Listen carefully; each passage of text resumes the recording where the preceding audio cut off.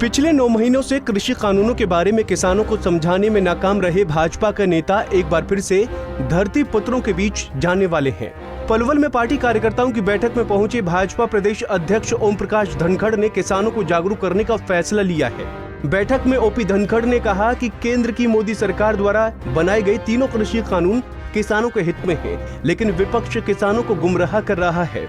धनखड़ ने इस मौके पर कहा कि कृषि कानूनों में किसानों की जमीन हड़पने का कोई प्रावधान नहीं है, लेकिन विपक्ष लगातार किसानों में भ्रम फैला रहा है कि इन कानूनों से जमीन चली जाएंगी और एमएसपी भी नहीं रहेगी। साथ साथ जो 3 कृषि कानून हैं, उन कानूनों के बारे में जो एक अंदेशा फैलाया गया है, इसमें से बहुत सारा अंदेशा बिना किसी तथ्य के है। जैसे एक अंदेशा फैलाया गया कि किसानों की जमीन चली जाएगी, लेकिन उस कानून में बिल्कुल साफ तौर पर लिखा गया है धारा 8 में कि जमीन का पर कोई भी करार नहीं हो सकता, जमीन का ना पट्टा लिया जा सकता, ना बिक्री हो सकती, ना बंधक बनाए जा सकते, केवल उत्पाद का ही करार हो सकता है। उसी की कानून की धारा 15 में लिखा गया है कि अगर किसान किसी कारण से डिफाल्टर भी हो जाता है, मान लो किसी व्यापारी से उसका करार होता है, तो उसकी जमीन के खिलाफ कोई कार्रवाई नहीं हो सकती।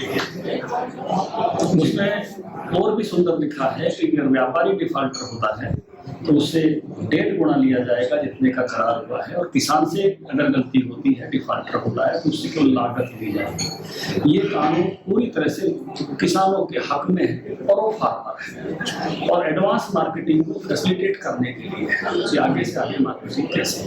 इसी तरह से जो पहला कानून बना है, वो कानून किसानों को अपने घर से, अपने खेत से, अपने गोदाम से बेचने की अनुमति देता है, और देश भर में कहीं भी बेचने की अनुमति देता है। आंदोलन देश में टैक्स बढ़ाने के खिलाफ हुआ करते हैं। पहला आंदोलन है जो टैक्स घटाने के खिलाफ, मार्केट फीस 0 की गई, उसके खिलाफ हुआ।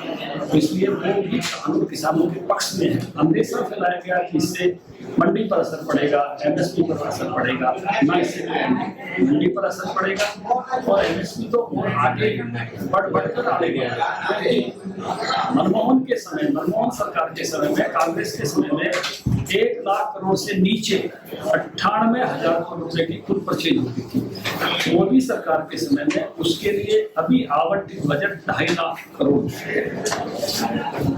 ये मामूली वृद्धि नहीं, 157% की वृद्धि बढ़ोतरी, और 50% प्रॉफिट के साथ फसलों के दाम देना, जिस रिपोर्ट को कांग्रेस सरकार 6 साल तक पैरों नीचे दबाए बैठी थी, आज सीटू उछाल रही है, उसने 1+ FLP दिया नहीं था। बता दें कि जिन कृषि कानूनों की ओपी धनखड़ और उनकी सरकार वकालत कर रही है, उन्हीं कानूनों के विरोध में देश के लाखों किसान 3 महीनों से सड़कों पर हैं।